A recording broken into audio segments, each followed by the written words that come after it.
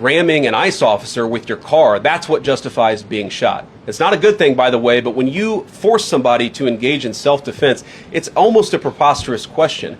What you see is what you get in this case. You have a woman who is trying to obstruct a legitimate law enforcement operation. Nobody debates that.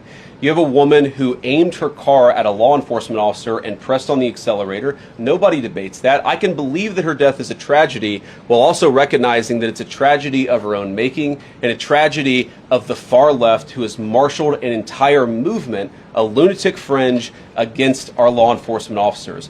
See, what's interesting about J.D. Vance and a lot of this administration is that they all claim to be people of faith.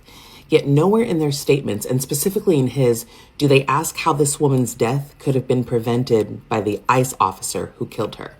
Instead, they focus on blaming her and on justification, and on explaining why force was acceptable rather than on accountability.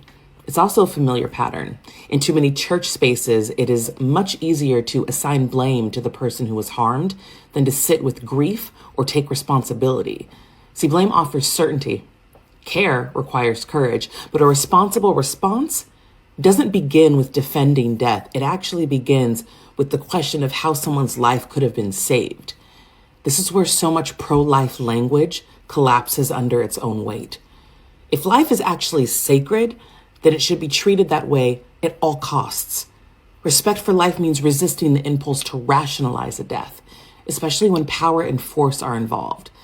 See, this isn't a political disagreement. It is a moral one.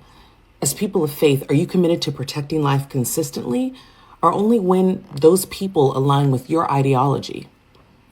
Because the questions we choose to ask after someone is killed reveal what we truly value. And too often, they expose a willingness to defend something that Jesus would never defend.